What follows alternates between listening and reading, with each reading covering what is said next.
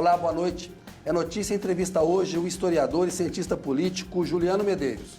Ele é presidente do PSOL, o Partido Socialismo e Liberdade. Juliano, boa noite para você. Boa noite, Kennedy. Prazer estar com você. Prazer é nosso te receber aqui. Juliano, uma data histórica importante essa da nossa entrevista, 5 de outubro. A Constituição de 88 completa 35 anos. Constituição cidadã, né? Batizada de uma maneira bastante feliz pelo Ulisses Guimarães, que foi presidente da Assembleia Constituinte. A gente saiu da ditadura sem a justiça de transição, não punimos os crimes dos torturadores, mas a Constituição é um grande legado daquela transição democrática, porque ela é muito progressista, né, nas liberdades e garantias individuais, direitos sociais, meio ambiente. Ela foi reformada ao longo aí dessas mais de 3 décadas, mas ela garante ali para o Supremo, que é o guardião da Constituição, um arcabouço jurídico para enfrentar ofensivas conservadoras. E a gente está vendo o que aconteceu no Brasil na última década, né? O golpe parlamentar contra Dilma, governo Bolsonaro, a ascensão da extrema-direita. Queria aproveitar aí o teu lado historiador e político também, né? Presidente de um partido político, para avaliar a importância da Constituição para a democracia brasileira, Juliano. Essa é uma boa forma de a gente começar, Kennedy, porque, de fato, acho que a sociedade brasileira como um todo passou a valorizar muito mais as conquistas da Constituição de 88, em particular nesses últimos anos, em que boa parte dessas conquistas passou a estar ameaçada por uma agenda muito agressiva contra aquilo que eu considero que são os pilares da Constituição de 88. Primeiro, a alternância de poder, ou seja, uma democracia liberal estável. Essa era a ideia, era o projeto dessa Constituição que foi aprovada em 88. Nós, lamentavelmente, tivemos poucos episódios de transição até agora. Na verdade, o episódio que envolve a posse do Fernando Henrique Cardoso, a posse do Fernando Collor de Mello, depois do presidente Lula e da Dilma, do presidente Lula para Dilma, né? E depois aí tivemos a ruptura de 2016 com o impeachment da presidenta Dilma, né? O Bolsonaro que foi embora e não passou a faixa para o seu sucessor. Então, esse era um dos pilares da Constituição, né? Que está constantemente ameaçado por essas investidas contra a democracia, contra as instituições do Estado democrático de direito. O segundo é um Estado que amplia direitos. Independente da diferença de projeto que eu, por exemplo, tenho em relação ao que foram os governos do PSDB nos anos 90, é inegável que houve ampliação de direitos, inclusive naquele período. Sim. Os genéricos, o Bolsa Escola, uma série de programas sociais que foram criados naquele momento, que criaram uma base mínima de políticas sociais que depois foram ampliadas nos governos do PT. Então, essa ideia de uma Constituição que garante direitos. E a terceira, que é de uma Constituição que pensa uma economia que equilibra o público e o privado. Ou seja, que não é uma economia onde as estatais têm um papel no desenvolvimento nacional, no planejamento do crescimento econômico, na geração de emprego, e não um ultraliberalismo selvagem como o que tentaram promover no Brasil nos últimos anos. Então, esse tripé da Constituição, democracia, direitos e uma economia de inclusão, o espírito dessa Constituição tem que ser celebrado e tem que ser defendido.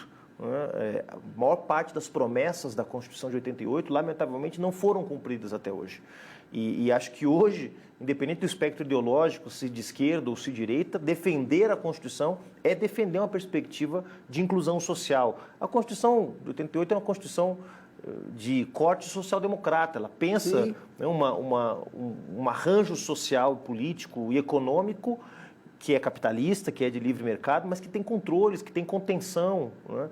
E isso, de fato, nós, nos últimos anos, temos visto perder força. Então, eu acho que é uma boa data, para além de tudo que aconteceu nos últimos meses, né, Kennedy? As tentativas de golpe no 12 de dezembro, no 8 de janeiro, as revelações que estão vindo à tona envolvendo pessoas-chave no governo Bolsonaro e que estão demonstrando que, de fato, houve uma série de ameaças à nossa democracia. Então, acho que essa efeméride do 5 de outubro tem que servir para as duas coisas, para a gente pensar o sentido mais geral da Constituição, o que ela promete para o povo brasileiro, que ainda não foi cumprido, e também o que ela representa em oposição às tentativas de ameaça ao Estado democrático de direito e às liberdades individuais. E é muito importante, a gente está vendo um movimento do Congresso, no Senado, de tentar votar propostas de emenda constitucional e até projetos de lei, que aí não tem poder sobre a Constituição, para reduzir direitos de minorias. E o Supremo, numa posição muito firme, a gente viu a derrubada do marco temporal recente, ou seja, voltando a dizer a Constituição vale para os indígenas. Então, esse embate Supremo Senado. Você acha que a nossa Constituição garante para o Supremo a força para ganhar do Congresso, resistir a essa ofensiva conservadora? Tem garantido até agora. Tem sido um importante papel que o Supremo tem desempenhado, em particular nesse momento, porque é verdade que quando, por exemplo, houve o impeachment da presidenta Dilma, do nosso ponto de vista sem provas, um processo questionável do ponto de vista político, Kennedy, o Supremo legitimou aquele processo. Lavou as mãos ali. Lavou o problema do Congresso e não fez o controle de constitucionalidade. Exatamente. Porque nós não somos parlamentaristas. Exatamente. Né? Naquele momento... tem perna política e perna jurídica. A política tinha, a jurídica falhou. Exatamente. Naquele momento, o Supremo tinha que ter colocado um limite, não colocou, né? Tratou como um assunto do mundo da política, né?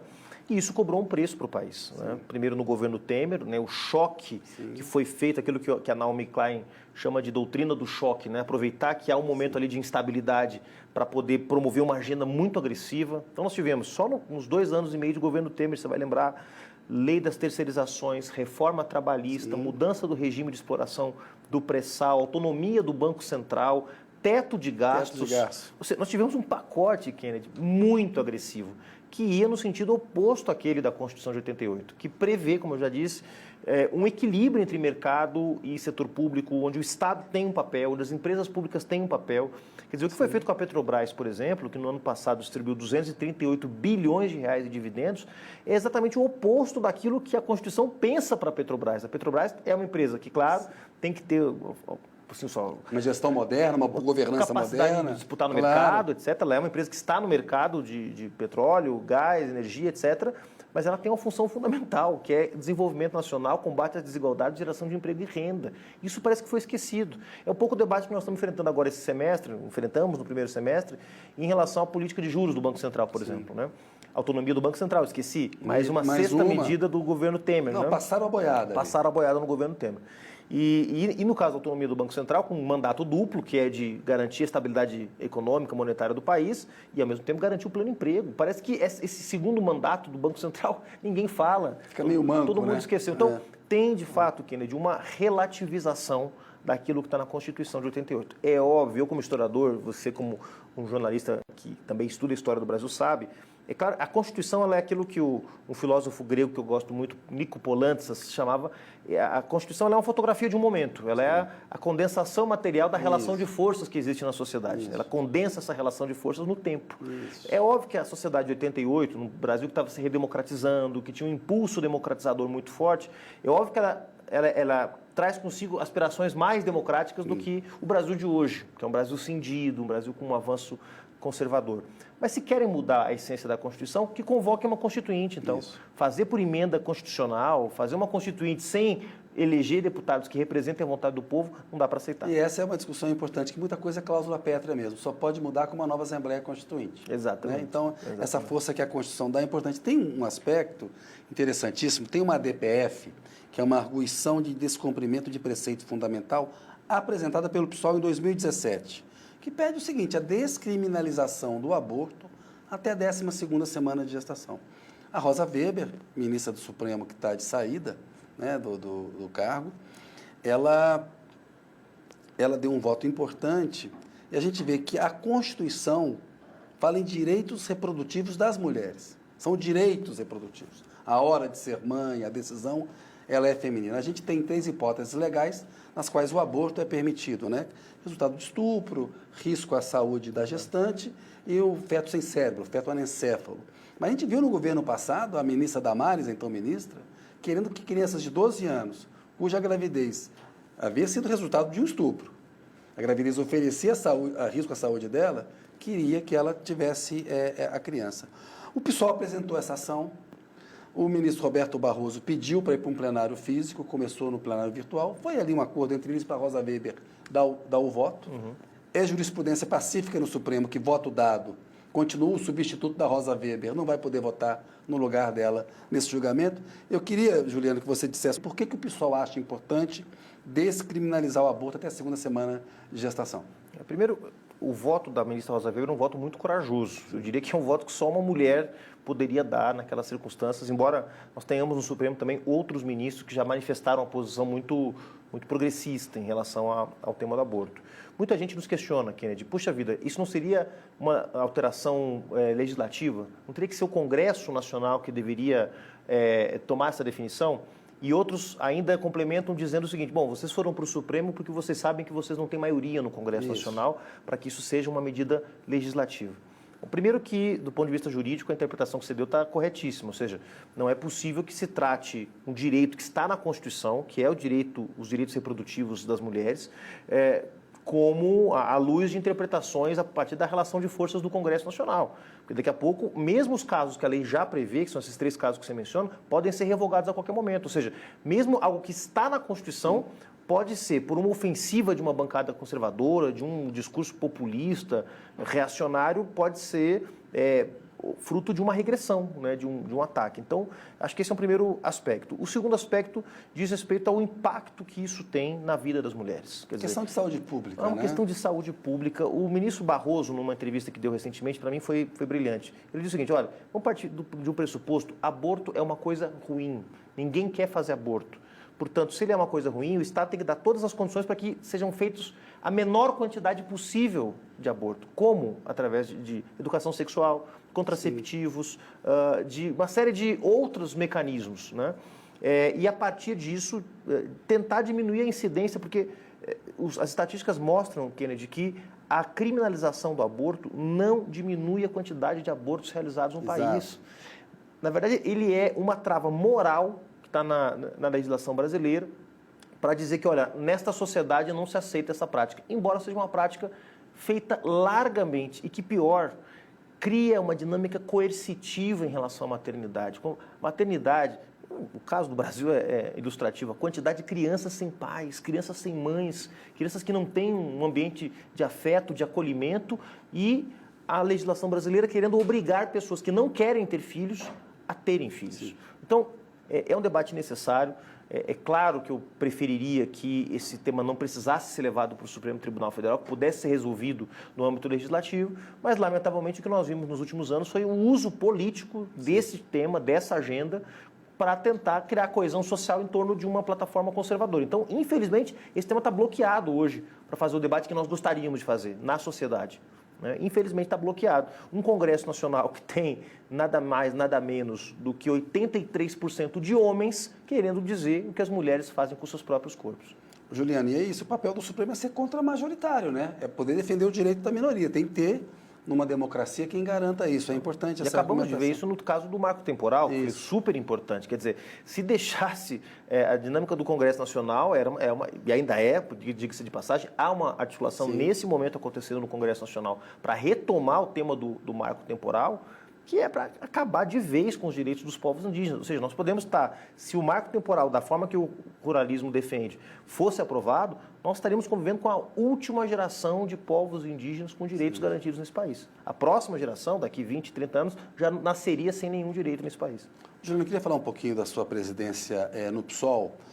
Ao longo desses 6 anos, que você comanda a legenda, teve uma mudança de posição do PSOL em relação a anos anteriores. Primeiro, o impeachment da Dilma aproximou o PSOL do PT, né? O PSOL ele nasce de um racha no PT, no primeiro mandato do Lula, e aí houve divergência na política e na economia. Houve essa aproximação por causa do impeachment da Dilma, e na eleição do Lula, também o Boulos abriu mão, por exemplo, da candidatura ao governo de São Paulo para apoiar o Haddad na eleição do ano passado, e o PT está retribuindo agora, apoiará na eleição do ano que vem o Boulos, candidato a prefeito de São Paulo. Vamos falar disso um pouco adiante, que eu entendo que é uma prioridade sua. Analisa um pouco essa sua presidência, fala um pouco do que foi o PSOL e para onde que ele está indo. Kennedy, eu estou muito satisfeito com o resultado desse trabalho, porque, de fato, eu enfrentei um período de muitas turbulências na política brasileira, né? Eu assumi a presidência do PSOL 3 meses depois, a Marielle foi assassinada. 4 meses depois de eu ter assumido a presidência do PSOL, o Lula foi preso. Logo depois, Boulos se filia no PSOL e a gente começa um processo de construção de uma candidatura presidencial, com ele como candidato e a Sônia Guajajara, hoje ministra dos Povos Indígenas, como vice. Sim. Bolsonaro vence a eleição, o que nós vamos fazer? Então, 4 anos de governo Bolsonaro, a eleição do presidente Lula, onde eu fiz parte da coordenação de campanha. Então, eu peguei 6 anos, que não foram quaisquer 6 anos, Barra foram pesada. 6 anos pesados. Por isso que eu entrei sem nenhum cabelo branco, agora eu estou cheio de cabelos brancos aqui. Não, mas brincadeiras à parte, eu estou muito satisfeito, porque, primeiro, o pessoal cresceu, né? Isso era terminar um período desse com um partido enfraquecido, em frangalhos, dividido, sem um projeto claro, seria um desastre. E não, o pessoal acaba, quando eu assumi a presidência do pessoal, tinha 150 mil filiados, termina meu mandato com 330 mil filiados, tinha 6 deputados federais, hoje tem 13 deputados federais, se contar a federação com a rede, são 14 deputados federais, uma ministra de Estado, né, a chance real de ganhar a Prefeitura de São Paulo no ano que vem. Eu diria hoje que a segunda maior liderança da esquerda brasileira é do PSOL, é o Guilherme Boulos. Depois do presidente Lula, não há outra liderança desse tamanho hoje na esquerda brasileira. Então, estou muito satisfeito com o resultado. Mas mais do que os resultados, que os números podem sempre enganar a gente, né? Às vezes os números não falam... Os números são bons, são mais bons, de 100%, mas não falam tudo sempre, né, Kennedy? Eu acho que o pessoal pôde, nesse período, Kennedy, se colocar diante de decisões difíceis. Um partido só amadurece se ele está diante de decisões difíceis. Se ele fica na sua zona de conforto, apenas pregando para os seus convertidos, se ele fica na sua bolha, apenas falando as suas palavras de ordem e não entra em contato com o nível de consciência do povo, que é muito desigual no Brasil. Você tem, nas classes populares, valores ainda muito conservadores que precisam ser enfrentados, que precisam dialogar. Se você não abre o partido para os movimentos sociais, que é aquele setor do povo que está mais organizado politicamente, se você não estabelece uma política de alianças ousada, que preserve o teu programa e a tua identidade política, mas que permita conquistar vitórias eleitorais, como nós conquistamos em Belém do Pará, a primeira grande capital que o pessoal governa. Aliás, foi o primeiro prefeito de capital a declarar apoio ao presidente Lula, foi o pessoal. Se o pessoal não... Foi o Edmilson. Se o pessoal não compreende os riscos que estavam envolvidos na Lava Jato, no momento em que a Lava Jato ainda estava por cima. Endeusada, no auge. Endeusada. Eu lembro, Kennedy, na campanha pelo Lula livre, tinham 3 partidos políticos na campanha. Sim. Era o PT, o PSOL, o PCdoB, eu não vou contar o PSOL, que é um partido semi-clandestino, mas 3 partidos com vida institucional. Todo esse monte de partido que agora está no governo do presidente Lula não estavam na campanha Lula livre. Pelo contrário. Então, isso demonstrou coragem do pessoal, maturidade, uma leitura correta do que estava acontecendo no país, né? E, claro, a gente também correu riscos. Óbvio que podia ter dado tudo errado, mas eu acho que, de alguma forma, eu confio muito na política, sabe, Kennedy? A política que nós formulamos coletivamente no pessoal para enfrentar esses desafios todos foi uma política que demonstrou para um setor da sociedade brasileira que quer um projeto novo de esquerda, um projeto que não tenha medo de dizer que é de esquerda, mas que esteja conectado com a agenda dos direitos humanos, da crise climática, dos direitos das minorias, uma esquerda moderna, uma esquerda do século XXI, que não deixa de ser combativa, que não deixa de ser popular, mas que se conecta com o que tem de mais avançado hoje. Eu acho que o pessoal acabou se conectando com essas expectativas e virou, de fato, como existe na América Latina e na Europa, esse partido que ocupa esse lugar à esquerda da centro-esquerda, vamos dizer assim, né? E acaba correspondendo às aspirações de renovação que existem na sociedade brasileira. Juliano, por uma coincidência, o programa anterior foi com o Marcelo Freixo, que também é historiador. Eu perguntei para ele, o Freixo é um excelente pensador, um excelente político na minha avaliação. Eu perguntei para ele, como que o 8 de janeiro vai entrar para a história? Eu repito a pergunta para você também analisar aqui no programa. Bom, primeiro, claro, o 8 de janeiro ele não tenho dúvida nenhuma, uma tentativa de golpe. Acho que é assim que ele vai entrar para a história. Um golpe fracassado, felizmente, mas que revela também, de alguma forma, fala da fortaleza das nossas instituições que resistiram, né? Mas também das suas debilidades. O risco que foi alto. O risco foi alto. O risco foi alto. Nós tivemos, hoje está mais do que provado, né, envolvimento de setores das forças de segurança pública, em particular aqui no Distrito Federal, mas não só, né? A preparação daquele 8 de janeiro veio de antes, né? Hoje os dados estão bastante abundantes, as provas, né? Agora, para além disso, eu acho que uma coisa que pouca gente tem falado hoje, Kennedy, e eu falava durante o governo Bolsonaro, isso causava certo desconforto. Como o Bolsonaro terminou o seu governo? Quer dizer, como é que as instituições do Estado brasileiro, com um sujeito que era contra a vacina, contra o isolamento social, numa pandemia que tirou a vida de 700 mil brasileiros e brasileiras, que estava fazendo superfaturamento com cloroquina nos laboratórios do Exército, 18 toneladas de cloroquina, que negou oxigênio para o Amazonas, quer dizer, que ameaçou constantemente, mais de um ano de ameaça constante ao sistema eleitoral. Como este sujeito terminou o seu mandato. Juliano, esse ponto é muito importante. O Bolsonaro desmoralizou a legislação do impeachment. Exato. Porque se tinha um presidente que cometeu crimes na pandemia contra a democracia, o Arthur Lira protegeu e Augusto Aras protegeu.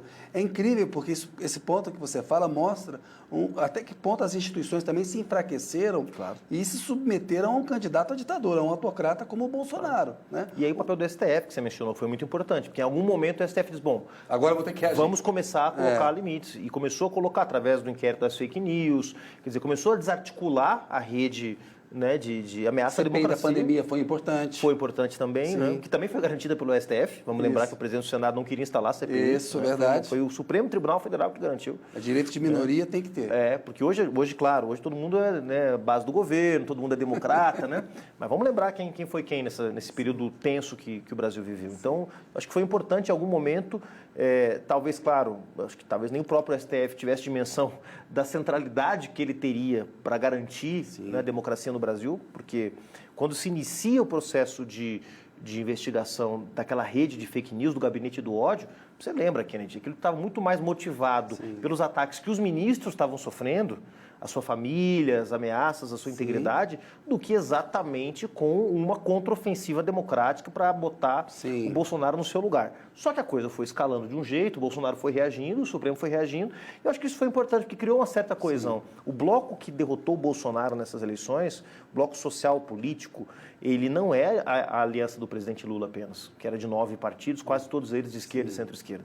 Virou, de fato, um movimento em defesa da democracia. Não estou dizendo com isso que os ministros do Supremo fizeram campanha para o Lula, não é isso, mas foram firmes ao garantir que o processo democrático fosse garantido, que a vontade da maioria fosse garantida.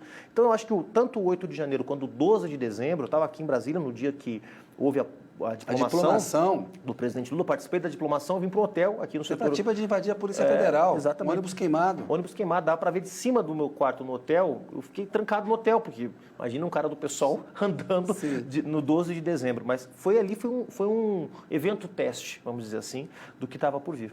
E você, vai fazer o quê? Tem campanha do Boulos o ano que vem à Prefeitura.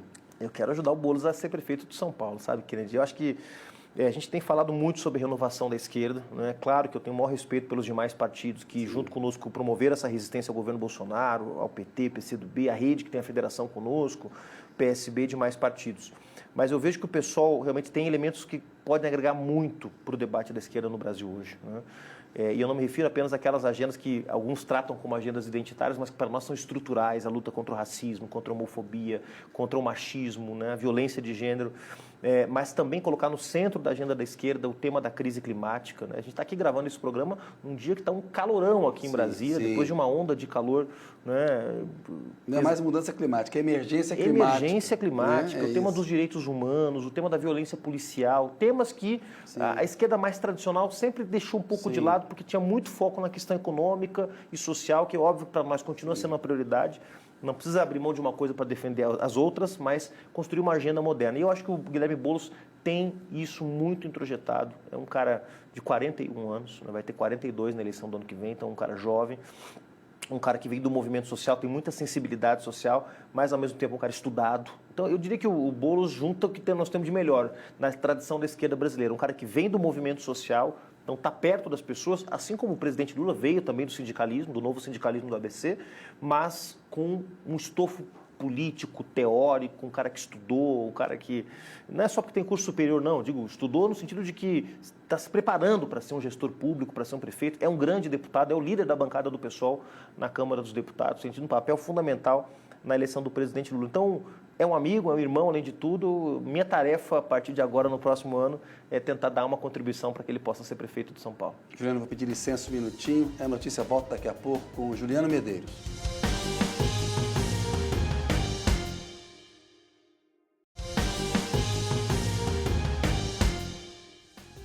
Olá, a notícia está de volta com o Juliano Medeiros, presidente do PSOL.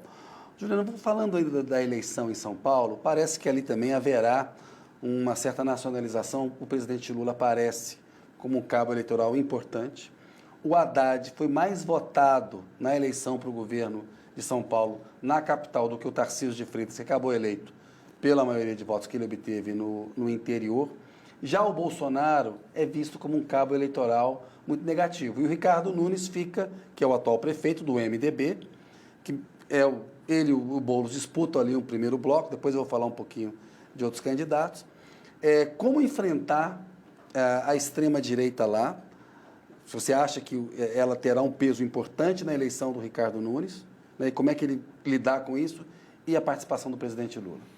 Primeiro, nós temos mais do que boas razões para estar otimistas. Guilherme Boulos lidera a pesquisa. São Paulo tem um histórico de, após governos de direita, centro-direita, ter ciclos de governos de esquerda. Foi assim com Aloysio Erundina, Marta Suplicy, Fernando Haddad. Depois de 2 governos de direita ou centro-direita, volta um governo de esquerda. Então exatamente nesse... Essa coisa pendular aí. Pendular, nesse ciclo. Você mencionou o resultado, a posição da cidade de São Paulo na eleição nacional e estadual foi muito positivo, né? O Fernando Haddad venceu na capital, embora tenha perdido no estado, e o presidente Lula também perdeu no estado de São Paulo e ganhou na capital. Sim. Então, são boas razões para a gente estar otimista. Nós temos uma frente de partidos que já larga com 5 partidos, coisa que o PSOL nunca teve em São Paulo, PSOL, Rede, PCdoB, PV e PT, e ainda há a possibilidade de atrair outros partidos. Então, temos razões para estar otimistas, estamos nos preparando. Agora, claro, o otimismo não pode ser confundido com soberba. Vai ser uma eleição muito difícil, Kennedy. Os nossos adversários, primeiro, estão dispostos a fazer qualquer coisa, como já fizeram em 2020, para tentar nos prejudicar. Segundo, o Ricardo Nunes, que é um péssimo gestor, fez uma opção de segurar os recursos da prefeitura e torrar esse dinheiro agora nesse último ano de gestão. Tem 36 bilhões de reais em caixa, para além do orçamento de 100 bilhões, que para o ano que vem está previsto 112 bilhões na lei orçamentária do município, mais 36 em caixa. Só o dinheiro que está parado, Kennedy, como se fosse um banco a Prefeitura de São Paulo, está rendendo 1,5 bi por ano. Dinheiro parado.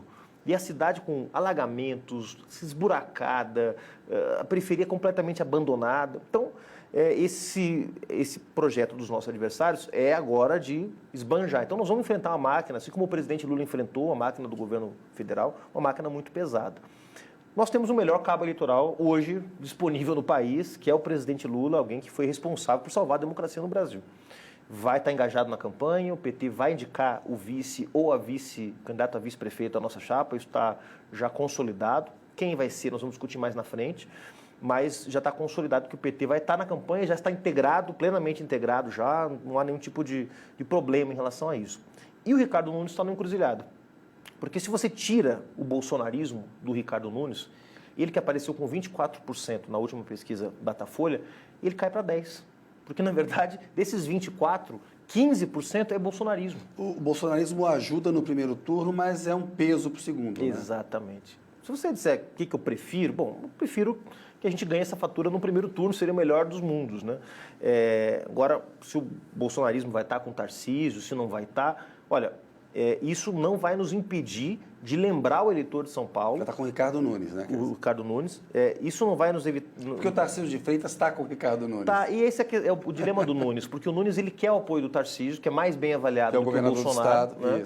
O governador do Estado de São Paulo. Hoje, as pesquisas mostram que o político, tirando os políticos municipais, mais bem avaliado é o presidente Lula, que apoia o Boulos. O segundo mais bem avaliado é o Tarcísio. E depois, lá embaixo, está o Bolsonaro com 67% de rejeição na cidade de São Paulo. Então, Legal. Ele virou uma âncora, ele puxa qualquer um para baixo. Então, se o Bolsonaro não tiver com o Nunes, isso pode trazer até um certo alívio para o Nunes, é verdade, porque ele vai poder dizer que é um candidato de centro. Mas nós vamos lembrar o povo de São Paulo que ele disse que o Bolsonaro era um democrata, que ele disse que havia quase um casamento ali com o Bolsonaro, ou seja, não adianta tentar esconder o Bolsonaro. Nós vamos lembrar o povo de São Paulo que o Nunes é o candidato do Bolsonaro e do bolsonarismo na cidade de São Paulo. A deputada Tabata Amaral, do PSB, se lançou candidata a prefeita de São Paulo. E numa linha de que ela é moderada, o Boulos seria radical, a questão do despreparo do PSOL em área econômica, aquela velha história de que o PSOL é uma esquerda radical. A Tabata pode dividir votos no campo progressista? Qual é o grau de preocupação que vocês têm com uma candidatura da Tabata? Isso seria possível até, eventualmente, uma tentativa de aliança no primeiro turno? Porque me parece que no segundo turno me parece o caminho natural, mas no primeiro turno? Nenhuma preocupação, Kennedy. Primeiro porque O PSB tem todo o direito de ter sua candidatura, é um partido que tem um peso em São Paulo, é o partido do vice-presidente da República, é o partido do ministro Márcio França. Tabata é uma boa deputada, nós reconhecemos que ela tem uma atuação legislativa consistente, né? Nós jamais vamos dizer para ela, colocar a faca no pescoço, acusá-la de qualquer coisa, de que ela está dividindo a esquerda, como já foi feito tantas vezes no passado entre os partidos de esquerda. Foi feito com o PSOL, em São Paulo, né? em outros lugares. Vítima disso. Então, eu acho que é uma candidatura legítima. Entendo o papel dela de tentar, de alguma forma, se diferenciar, acho que faz parte da estratégia dela, mas nosso propósito nessa eleição é derrotar o bolsonarismo. Tabata não é a nosso adversário é o Ricardo Nunes, é o bolsonarismo. Nós temos que evitar que a maior cidade do país, com 12 milhões de habitantes, seja um polo de resistência às mudanças positivas que o presidente Lula quer fazer no Brasil. São Paulo tem que estar alinhado com o presidente Lula, já que o Estado não vai poder estar, nesses 4 anos, um bolsonarista no governo do Estado, pelo menos a cidade de São Paulo, que é o 3º maior orçamento do país, o 1º da União, o 2º é o Estado de São Paulo, o 3º orçamento é a cidade de São Paulo. Que essa cidade, essa fortaleza que é a cidade de São Paulo, esteja alinhada com o projeto de reconstrução do presidente Lula. Então, Tabata não é uma adversária para a gente, potencialmente pode ser uma aliada no futuro, vamos deixar as portas abertas e as pontes intactas para a gente poder seguir conversando. Ô Juliano, teve avanços recentes em relação ao assassinato da Marielle e do Anderson. E a gente tem delações premiadas, né? E os executores estão muito claros desse ponto de vista, o que aconteceu, né? Como foi a execução do crime e tal. Mas a motivação e os mandantes ainda dependem de uma conclusão. O Freixo diz que tem esperança, e o Flávio Dino tem dito, porque o Lula e o Flávio Dino querem apurar o caso, ao contrário do Bolsonaro e mesmo no governo Temer. O assassinato aconteceu em plena intervenção na segurança pública do Rio de Janeiro. Qual que é a importância para a democracia brasileira, para as mulheres, de esclarecer a morte da Marielle? Total, Kennedy. Eu não quero dizer com isso que a morte da Marielle é uma morte mais grave do que outras tantas mortes de defensores de direitos humanos, prefeitos e vereadores que aconteceram no Brasil depois. Nós mesmos do PSOL tivemos mais 2 companheiros nossos assassinados, um no Acre e um no Rio Grande do Norte, candidatos a prefeitos. Então, eu não quero com isso dizer que uma vida vale mais do que a outra. Mas é tão simbólico o que aconteceu no centro do Rio de Janeiro, uma vereadora com 44 mil votos, uma mulher negra de um partido de esquerda, ou seja, a Marielle representava uma série de resistências, a resistência das mulheres que querem entrar na política e não tem lugar, a resistência de negros e negras que querem entrar na política e não tem lugar, era uma mulher lésbica que era casada com a Mônica Benício e que não tem lugar na política, um partido de esquerda que sofre muito mais dificuldade do que os partidos conservadores para poder estar nesse espaço. Então, se esses 5 anos de impunidade, que já é muito tempo, perdurarem mais tempo, isso é uma mancha na democracia brasileira que não se apaga. Então, eu estou muito confiante também, eu sei que o ministro Flávio Dino, a gente já conversou sobre isso, o presidente Lula, estão muito empenhados, né? Mas eu tenho que confessar que ainda, de fato, a gente ainda está muito insatisfeito com os resultados, e eu, claro, não atribuo essa responsabilidade ao ministro Dino, que acabou de assumir, nem ao presidente Lula, mas 5 anos é muito tempo, é inadmissível, ou seja, o que justifica que só agora, coisa de poucos meses atrás, nós tenhamos a delação do Elcio Queiroz e do Rolando Lessa. Ou seja, eles estão presos há 3 anos já. E nesses 3 anos não aconteceu nada. Quer dizer, ninguém tentou fazer um acordo de delação premiada, ninguém tentou, no processo de investigação, extrair desses suspeitos, que nem condenados estão. Nenhum deles está condenado. Não há nenhum condenado no caso da Marielle, o Kennedy. Então, isso tudo deixa a gente mesmo com uma coisa atravessada na garganta, porque não é só o tempo, é o que aconteceu nesse tempo. Não é só a ausência de respostas, mas é a completa inoperância dos órgãos de justiça em encontrar as respostas que a gente tanto quer. No caso da Marielle, a gente viu uma segunda morte, que foi a questão das fake news, no dia da morte dela, né? Fake news contra ela.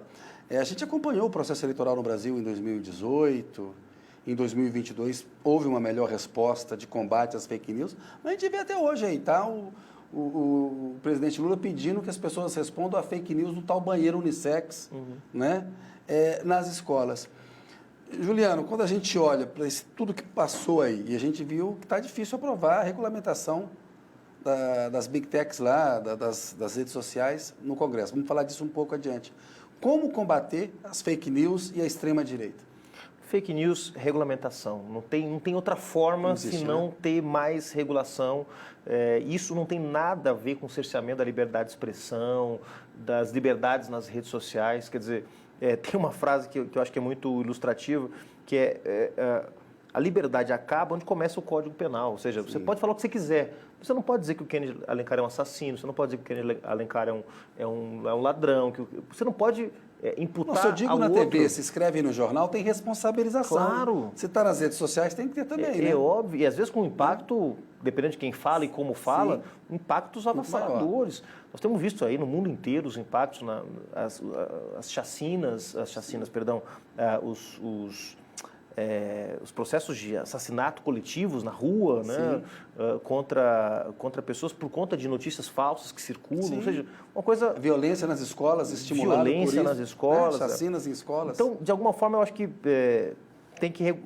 A regulação é o caminho. Nós estamos apoiando o projeto do deputado Orlando Silva, da regulação. 2630. O 2630, a gente acha que é importante. Tem que ter ajustes, mas vamos ver os ajustes que têm que ser feitos, mas garantir que seja aprovado. Você acha que consegue aprovar? O Arthur Lira estava até empenhado, o presidente da Câmara. Eu espero que haja mas mais tentou empenho. votar e não conseguiu. Eu espero que haja mais empenho. O governo acabou de fazer uma reforma ministerial, em tese, para poder ter um pouco mais de conforto na Câmara dos Deputados. Quase aprovou sem essa reforma ministerial. Eu espero que essa reforma sirva para alguma coisa, nem que seja para poder garantir um pouco mais de conforto da parte do governo. Agora, o combate à extrema-direita, Kennedy, não passa só por aí, né? Isso é muito importante, mas primeiro, eu acho que nós temos que... Isso já começou a acontecer, o STF já começou a julgar os envolvidos nos atos do 8 de janeiro, mas deve haver uma resposta muito firme das instituições. E olha que está falando aqui alguém que não fica comemorando prisão.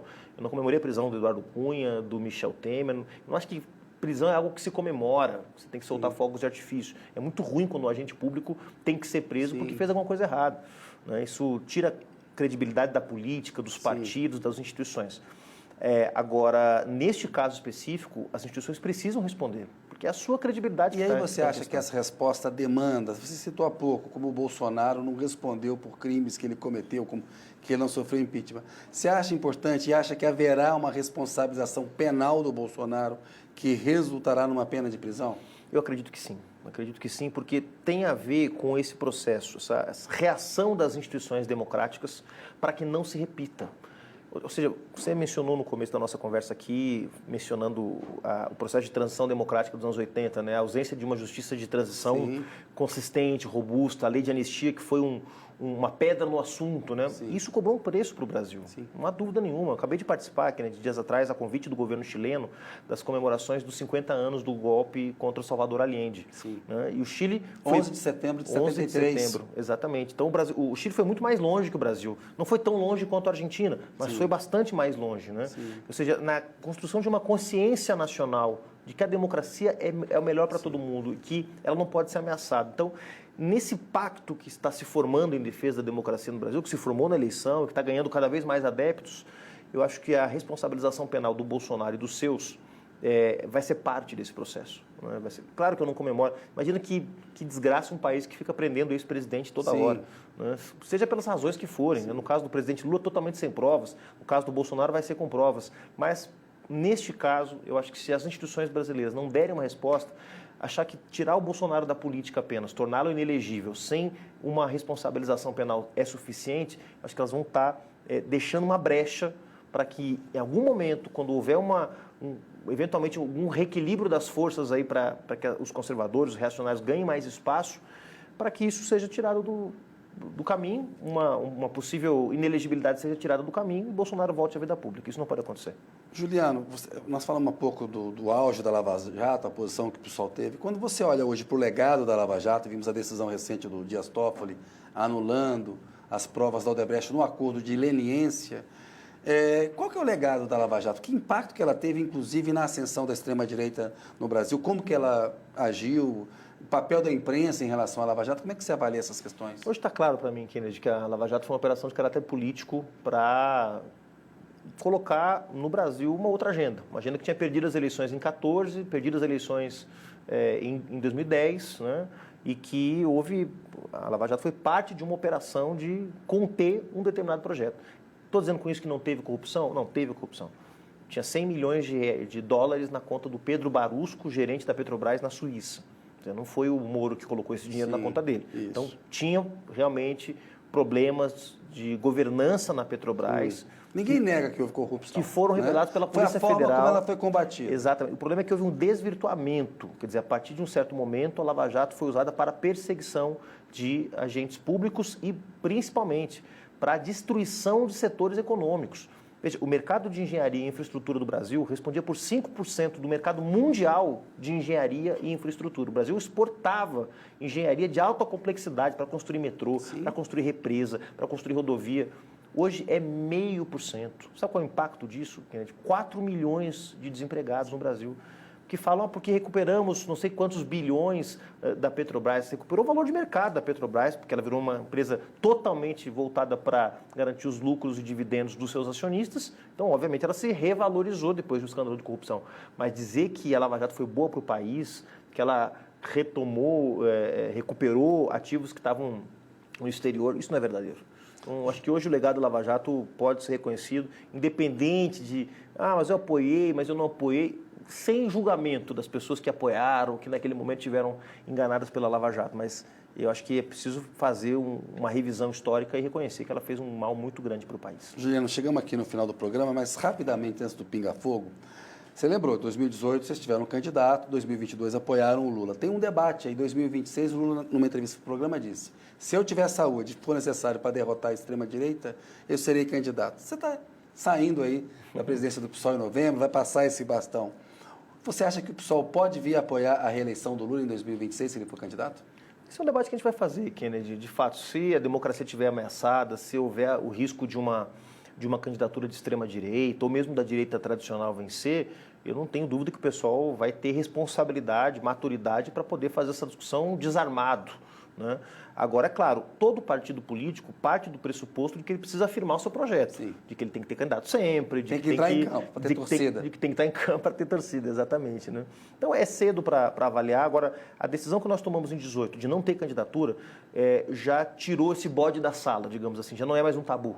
Em 22, está falando. Em 22, exatamente. Já não é mais um tabu, né? Quer dizer, o pessoal pode, eventualmente, discutir uma reedição dessa tática. Agora, isso vai ficar para a próxima gestão, como você bem lembrou aqui, não vai ficar sob a minha responsabilidade essa decisão. Juliano, chegamos aqui no finalzinho, tem um pinga-fogo. Vou pedir que você use o seu poder de síntese aqui para me responder. Vamos lá. Getúlio Vargas. Contraditório, mas ao final deixou um legado. Juscelino Kubitschek. Um homem que via à frente do seu tempo. Jânio Quadros. Um erro da história. João Goulart. Um injustiçado. Ditadura militar de 64. Um desastre para a democracia brasileira. Tancredo Neves. Uma sinfonia inacabada, aquele que não foi. José Sarney. Uma sinfonia que não precisava ter sido. Fernando Collor de Mello. Uma vitória da antipolítica num momento em que a esperança do Brasil estava florescendo, infelizmente. Itamar Franco. Transição. Fernando Henrique Cardoso. A vitória do neoliberalismo, a primeira vitória do neoliberalismo no Brasil. Dilma Rousseff. Uma gestora competente, com amor ao Brasil, mas com limites na política. Michel Temer. Outro erro da história. Jair Bolsonaro. Uma tragédia sem precedentes na democracia brasileira. Lula. A maior liderança popular que o Brasil produziu desde Getúlio Vargas. Juliano Medeiros. Um militante socialista, democrático, portador de sonhos e esperanças de um Brasil mais justo. Juliano, obrigado pela entrevista, meu caro. Boa noite para você. Um prazer. Um abraço, até a próxima aí. Valeu. Valeu. Pessoal, a notícia fica por aqui. Boa noite para vocês, agradeço a audiência. Até semana que vem. Até uma próxima.